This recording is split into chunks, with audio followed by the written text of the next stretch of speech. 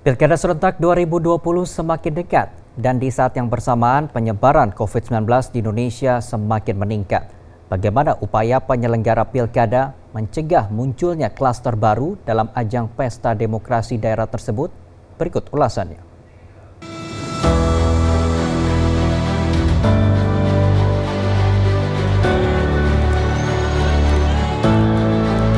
Tahapan pemilihan kepala daerah serentak 2020 telah dimulai.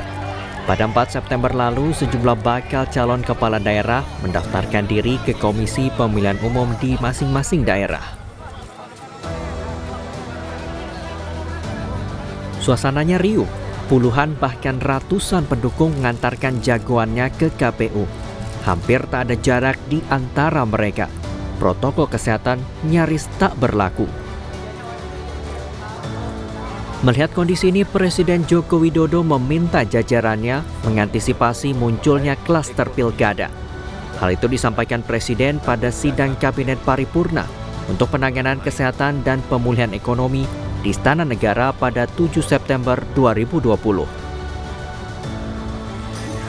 Menurut Presiden, Kementerian Dalam Negeri dan Badan Pengawas Pemilu harus membuat aturan main yang tegas untuk mencegah munculnya penularan COVID-19 di ajang Pilkada Serentak 2020.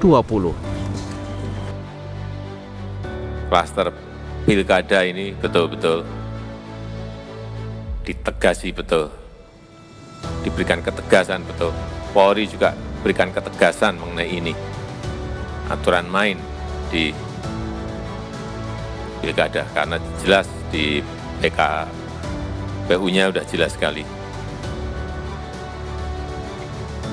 Jadi ketegasan, saya kira Mendagri nanti dengan Bawaslu, biar betul-betul ini diberikan peringatan keras. Penularan COVID-19 di ajang kontestasi pilkada memang rentan terjadi. Pasalnya sejumlah tahapan pilkada dapat mengundang konsentrasi massa. Seperti pendaftaran pasangan calon, kampanye, hingga hari pencoblosan.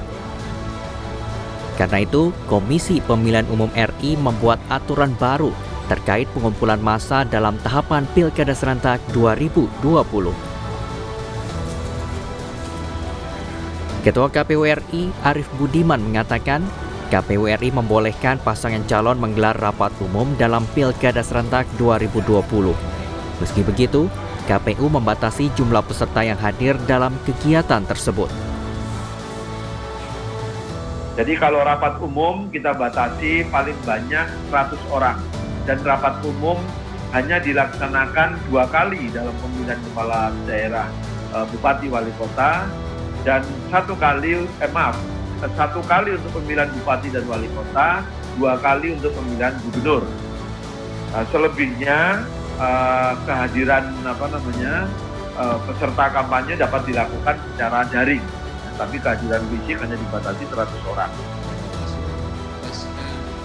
Meski kegiatan kampanye secara langsung dibolehkan secara fisik, penerapan protokol kesehatan mutlak harus dijalankan. Badan Pengawas Pemilu menekankan pasangan calon dan pendukungnya dapat diancam hukuman pidana apabila melanggar protokol kesehatan dalam Pilkada Serentak 2020. Di dalam pilkada ini kan ada undang-undang lain di luar undang-undang pilkada, undang-undang 10/2016 yang bisa diterapkan manakala ada pelanggaran-pelanggaran terkait dengan tahapan pilkada ini. Ya, maka terkait dengan apa sanksi pidananya ketika ada pelanggaran protokol kesehatan.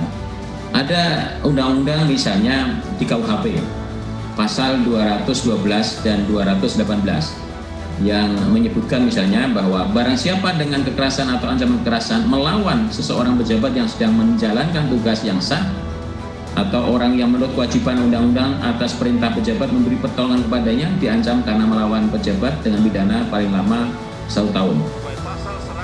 Mengenai pencegahan penularan COVID-19 di ajang Pilkada Serentak 2020, DPR RI punya pandangan lain.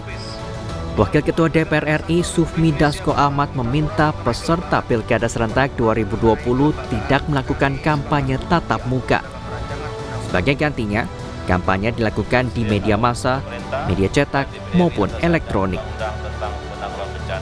Dalam pilkada kali ini, sebaiknya memang tidak melakukan kegiatan-kegiatan yang mengumpulkan massa banyak. Mungkin lebih baik kita melakukan sosialisasi atau visi, misi, dan program itu melalui media yang telah disediakan. Hingga 7 September 2020, data sementara yang telah dihimpun Komisi Pemilihan Umum menyatakan terdapat 37 bakal calon kepala daerah yang positif terinfeksi COVID-19. 37 bakal calon tersebut berasal dari 21 provinsi yang kabupaten dan kotanya menggelar Pilkada 2020. Semoga semua pihak yang terlibat dalam penyelenggaraan Pilkada serentak 2020 menyadari betul pentingnya menjalankan protokol kesehatan dalam semua tahapan, sehingga penularan COVID-19 di ajang pesta demokrasi tingkat daerah tersebut tidak terjadi. Tim Liputan, Jawa Pos TV.